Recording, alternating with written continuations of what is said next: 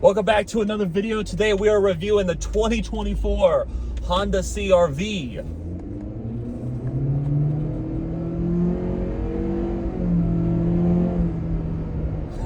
She's not fast, but she is fuel efficient. So, now, before we get behind the wheel of this car and we talk about what it's like to drive, let's go around and talk about the redesigned Honda CR-V. So, for 2023, if you did not know, they redesigned the Honda CR-V. This is the, obviously, second model year. This is the 24 model. You can't really tell from the outside the difference between the 23 and the 24 just because there's no refresh yet. It just came out, and no need to. It is a really fresh car. Now, a lot of people would say it's boring, it's ugly. I'd argue it's very sleek, it's very handsome, it's got style to it. Personally, this is my favorite design out of all the Honda CR-V designs. This is my favorite generation, and just in terms of looks, right? Now, this is the EXL, so it's got the base wheels, but it's got the alloy base wheels, not the Steelies or the hubcaps or none of that garbage. This is the base wheel from the hubcap wheel, if that makes sense. So this is the EXL, not the EX. The EX does offer those wheels, but unlike the EX, the EXL offers the leather interior, which gives it a nicer, more comfier upholstery, especially if you're not a fan of cloth, right? But anyhow, we'll get on the inside in just a second. Let's go around and let's talk about it. So on the rear end, you can see, shout out to my dealership, Subaru South Tampa. If you want to come buy it from me, that's where you go. That's how you get to me. And I'll sell you this car if it's still on the lot. Just reach out and come inside and come check us out, right? But anyhow, enough plugging.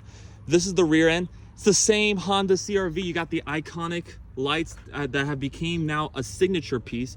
These are incandescent, which is kind of a zonk. I'm not really a fan of that, but you get LED everywhere else, in the reverse light and in the tail lights, just not in the turn signals. Kind of sucks. Kind of wish they would have just went all the way, made it LED, but you know what? It's not the end of the world. People don't really care. The people who are buying this type of car don't really care.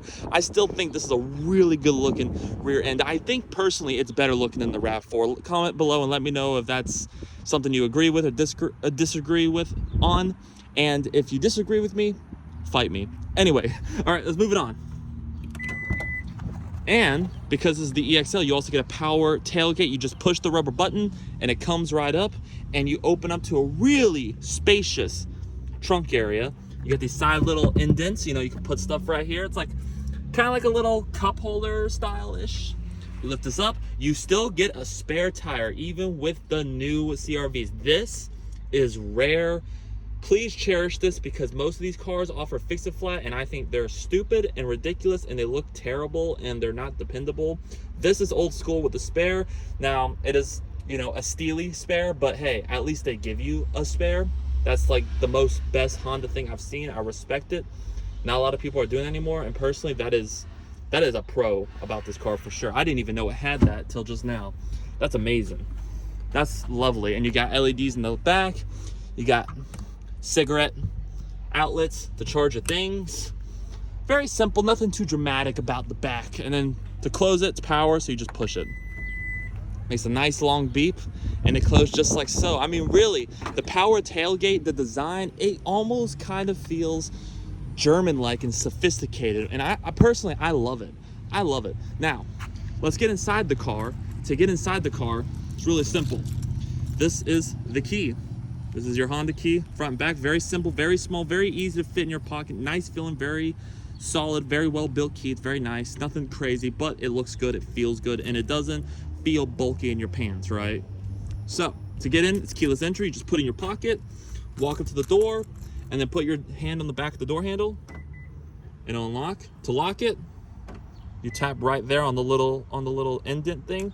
But to unlock it, again, you just, and you get right on in. Now, I told you this is the EXL, so you get the leather interior, which does come with this like kind of beige like color interior with this nice, almost feel like leather, but it's really not genuine leather. But it's very soft, it's very nice, it feels good, and it's really good to sit in. They're very supportive, they're very nice, and it really brings the interior to life. It kind of gives it some pop. You can get black on the interior on these cars, but it's kind of dull in comparison. This kind of adds a little bit of vibrantness. Personally, me, I like the cream to give it a little bit of pop, a little bit of flavor to contrast the black on everything else, right? But to get on in, it's very simple. You just step on in. It's a very easy ride height. I'm 6'2", so it's not that hard to get in, and it's actually really good. It's a really good entry level for a tall guy, short guy, whatever. This is great for everybody. And to close the door, just not only do I love that chime, which sounds so premium, I gotta admit, that's a really premium sound chime. I love that. But also the door, it's just solid. Like, listen. And that chime that adds on top of it, it just really, it brings a premium feel to this car that I was not expecting for a car that's not considered to be premium. But this has a very nice premium build. And this interior is the new interior for 2023. It gets this almost one-piece looking vent that goes across the dash. Obviously, it's not one piece, but it has the illusion of a one piece. And I personally love this look. And it's going on all Hondas, and I'm a huge fan of it. You also get this really nice steering wheel, which Honda makes some of the best looking and feeling steering wheels, and that's no exception here.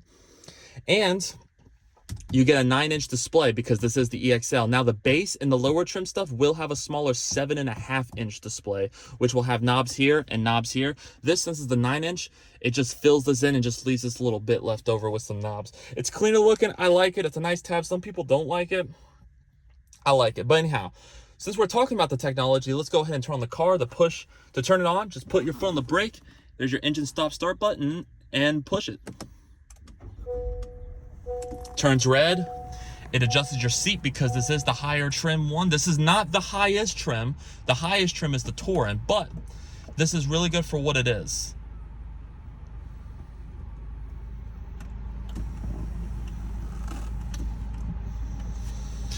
Now, as you can see, you have a half digital, half physical display. Don't know if y'all can see that. I'm gonna bring it closer. There you go. So that side's digital, that side is physical. It looks good. It kind of will mess with your eyes and make you almost kind of sort of believe that it's one digital thing now. This is physical, that's digital, but it looks great. I think it's a great attempt. I think for the refresh, whenever the refresh does come out, this will become digital with it eventually. They have a newer infotainment setup right here on the newer like Civics and stuff, so I think that will be incorporated into the later models if that's something you if you really don't like that. But personally, I think it looks great and it looks phenomenal. Speaking of phenomenal, this heads up thing looks phenomenal as well. Now this is in every Honda product. This is in the Civic, this is in all of them. This is, think of a Honda, this is in it. It's the same thing, and it's very simple, very easy to use. You have your radio, you have your home button right there, which makes it easy. You have wireless Apple CarPlay and Android Auto, everything. I don't really need to go over this too much because if you've seen Honda reviews, you know what I'm talking about. If you want more in-depth videos, there are other videos for it, but just know this is a very competent, really well done infotainment setup. Very simple, everything. Bluetooth audio for easy setup. You even have this little bottom thing right here, display mode, shortcut, trip computer. You can check out all this stuff, right? Easy access to all of it. Again, this comes standard with every Honda. This is nothing new to people, so I'm not going to dwell on it too much, right? You have your volume control down here, which feels really good actually. All the buttons here feel really good, really well done. Even the scrolling wheel's kind of satisfying. And then you got your cruise control right down here to the right. And all of your stuff related to cruise control. It's a very simple layout, very simple interior. I love the steering wheel. The steering wheel is just a really good looking steering wheel. You got your turn signal, makes good sounds, right? You got your transmission to go in the reverse, pull down. You only do get the backup camera. You don't get anything else. But you do get that, which is kind of nice. But again, the quality is to be desired. You have your sport, you have your L, low, so you can tow things, sport, and then you got drive, you got neutral, you got reverse, and then you got P. It's a very long throw and shift in gear, but if you're familiar with it, you know how it works. You have a wireless charging pad right here to charge your things. Then you have your drive modes, and you just push up and down on this, and it takes you from normal to econ to snow. Only 3 modes, but it gives you a cool little animation when you do it, and a cool little sound. And that's how you work. Now, they all kind of work similar. The only difference is snow will help you for better traction, Econ's gonna help you for the best fuel economy if you're trying to save the most money on gas. And normal is just gonna kind of give you the best of both worlds in terms of fuel efficiency, but power and performance and ride quality. That's all it is. It's really simple. This car is just such an easy car to learn. The first thing I know, because I don't own a lot of Honda stuff, they're just so easy to get in, kind of like iPhones, and just kind of know what you're doing. You also have these really satisfying AC control units. I just love the sound they make. They're just so satisfying, right? And all of the buttons and switchgear in here are amazing to push, and they feel great. You have cup holders conveniently right here, a little bit of storage, center console with a little shelf, adorable. And these seats are just absolutely comfortable. No, like there's no debating, right? And to end off, we also have LED lights, which is amazing. You have a little place to put your sunglasses, amazing. You got a sunroof, which, by the way, is right here. And that sums it up. Again, this is an amazing car, and for what you're getting, the build quality and everything, it feels great. This is one of the best built cars I've seen. So, with all that being said, now that we've done the little walk around on the front seat, let's get in the back seat and check out the engine compartment and see what it's like to drive. So to get in the back is simple. You just open up the back door and you go right on in. Now, something I love about the CRVs that even the last generation did is this door opens 90 degrees all the way. I don't know if you guys can see that. It gives you a really easy entry to get in and get out. Love it. That's one of the best things about all Honda CRVs. They all do that, and it's amazing. But anyhow, they get behind me because I have the seat adjusted to how I sit. I'm 6'2". Let's go ahead and hop in. Just step right on in, and very solid in the back, just as it was in the front. Now, I gotta tell you, this is such a nice car. This is such a nice car, and this is not even the Touring. The Touring gives you slightly nicer things, but this is like this is what all people want. This is perfect. This is perfect setup. I'm sitting behind myself. Now, it looks like I'm tight, but look, I push this in and you have all this cushion that my knee can go into if I needed it to, but it doesn't. And my feet stove flatly underneath the seat. They're comfortable. The floor is almost relatively flat. I mean, this is great. You got AC vents, with some of these some of these competitors don't offer. The fact that this offers it is amazing. USB-C to indicate it's the future. And you do get cup holders with a nice armrest. It's very soft, very nice. Again, not real leather, but I gotta tell you, it's very nice. And sitting behind myself, 6'3", oh my God, plentiful head roof. Now, if it looks funny, it's because these seats are slightly reclined a little bit, so it's giving me a little more room. And that's another thing, these seats recline. Also got LED lights back here, which is definitely nice. But yeah, guys, I mean, not too much going on back here. This car is just phenomenal. Let's go check out the front engine compartment, and then let's get behind the wheel and talk what it's like to drive. All right, I'm getting impatient over here. Let's do it. Once you have the hood up, it is powered by hood struts, which is very nice. No hood props. Again, some of these competitions, they have the hood prop thing that puts it up. Anyhow, what are we looking at here? We are not looking at the hybrid.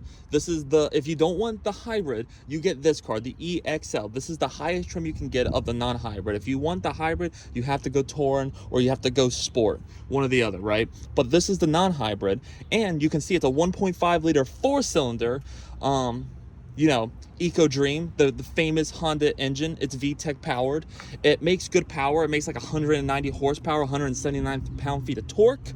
Does not do 0 to 60 very fast, but again, that's not what this was intended to do. And it has the typical CVT transmission that all Hondas have had. But they're reliable, they're sluggish, but they get the job done, and they're for fuel efficient purposes. So if you're not a fan of CVTs, just don't get this car, because you're not the target audience. If you want performance, go get another SUV with a normal transmission. But if you are looking at this car, chances are you don't really care about the transmission. You want the performance and the ability to optimize and efficiency, and this car does it all with the transmission and the engine combined. This car, high 20s, low 30s MPGs combined. I'll put the real city and highway right here and right here, and this thing just does everything that you want it to do. Let's get behind the wheel and see how this CRV drives. All right, so now that you guys done the official walk around and you got to see the outside, the inside, we went over all the good stuff, power-wise, everything in between. Let's talk about the driving experience. So, This is actually not my first time driving a CRV, but this is the first time I've drove the latest CRV generation. I've never driven one before. It's my first time. I drove the previous generation when I used to work at an older dealership years ago, but I've never driven this one. And now that I'm behind it, what are my first thoughts? I'm literally just getting off on the road. I've been on the road for 2 seconds. What are my initial thoughts as someone who's never been in a CRV, especially a new one, especially the newest one? What do I think? It's quiet. And I do mean that shockingly, because this is not a luxury car, and this is not at the same time an economy car. This is a compact SUV built and designed to be for new young families, to be reliable, to be dependable, to be spacious, to be good road trip cars and carry a bunch of stuff and your kids in the back. So these aren't meant to be luxurious, and this is not a per se luxurious car. You know, the fit and finish is solid, but it's not luxurious. There's no leather, but for a standard car that's not really premium or luxurious, the finish in here and the build quality and how everything's so tightly fit together and how everything feels so good and solid and even plush in some cases, it has a premium-ish vibe to it. And at the very least, it has a very high quality vibe sitting in here. The dashboard, where like it looks like one continuous vent across the dash, it's really clean, it's really simple. It's not a dramatic interior, but it's a very simplistic, very nice looking, very nice to be an interior. I will say the one thing this car does way better than especially the old one is both the ride height, like the way you're positioned in the car, and the interior. I think the interior on the last one kind of looked kind of frumpy. No offense to the previous one if you own one. They're great cars, they're comfortable, but it was kind of a frumpy looking interior. This is a step up. This has more of an almost edged on premium-ish look on the interior layout and feel. And I also like the way I'm looking out, because again, the way you were looking out on the old one was kind of frumpy, felt like a globe. This feels a lot more of like closer to like a truck-like SUV, like say the Yukon, Tahoe. Now, to be fair, it does not sit as high as those vehicles do. The Escalade, Yukon, Tahoe, they're more expensive, but they also sit way higher, and they're truck-based platforms. What I'm saying is the way you're sitting and looking out over the hood feels more closer to like a truck-like SUV than say like a Tahoe, like a Yukon, like an Escalade. Because there's even bigger SUVs on the market, like midsize and arguably even sometimes full-size SUVs that don't feel truck-like in the way you're sitting and staring out and commanding over the road, which I don't like. They kind of feel like globy minivan-like. They don't look minivan, but they feel minivan, and I don't like that feeling. I don't like that look. If you're getting an SUV, you kind of want it to feel like you're commanding the road. And this, while it doesn't sit as high as a Tahoe and a Yukon, it definitely I feel commands the road. Some really rougher roads. How does this car feel right now? I gotta tell you, she feels solid and confident and really well put together. Again, for its size, for its class, the price that this is at, I mean, you guys have to remember, so right now we have this on our dealership lot for $33,000 used, and this is the 2024, and it only has 11,000 miles. It's brand new. It's a brand new car. I would buy this in a heartbeat because of how nice it is. And because it's the EXL, you get leather. So it's not just, it's got the standard base model wheels, but you get the leather, which is really, really nice.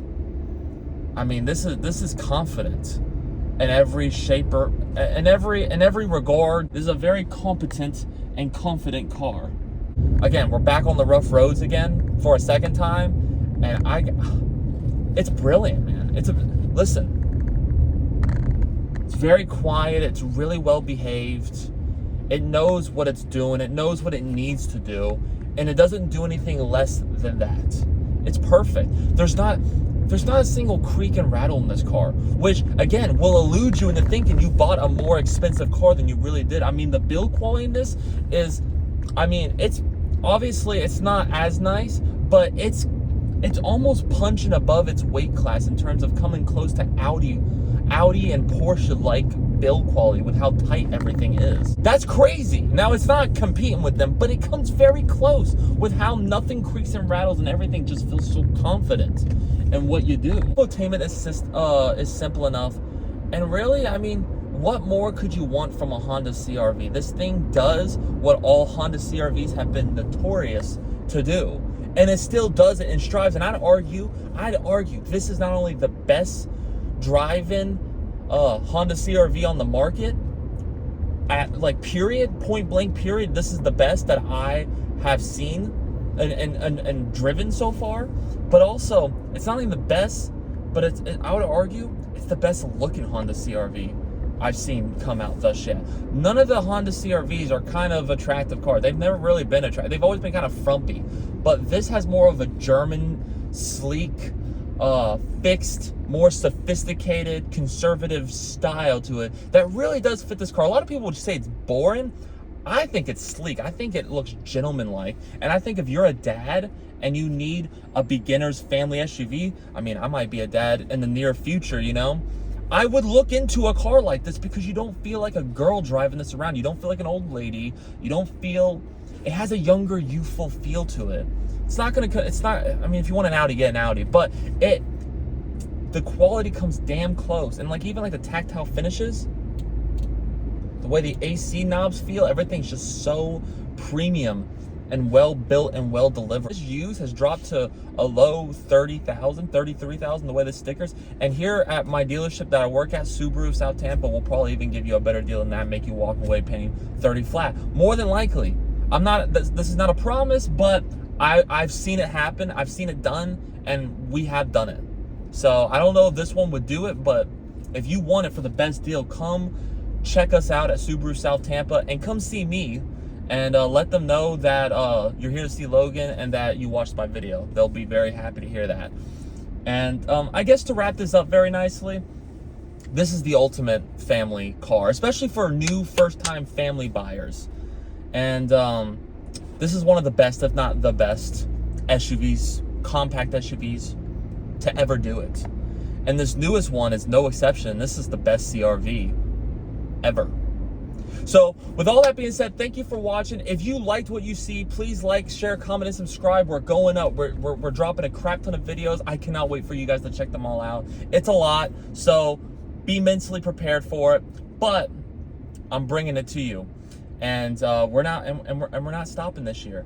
And if you liked everything that you see, please share the love, subscribe, all the above. And if you want this car, as of this filming, I am a sales guy. Come check me out. Come see me at Subaru of South Tampa. And if this car is still on our dealership lot in the next couple of weeks from the time this video has gone up, which this video is going to go up in 2 weeks, please come check it out and come see me. And if you really want to buy this car and you live in the Tampa area, Subaru South Tampa, come buy it from me, and I got you. I got you. It would be an honor to not only shake your hand and say thank you for subscribing to my channel, but it'd be an honor to sell you this amazing CR-V and any other car that we have on the lot. So come check me out. Come check us out at Subaru South Tampa.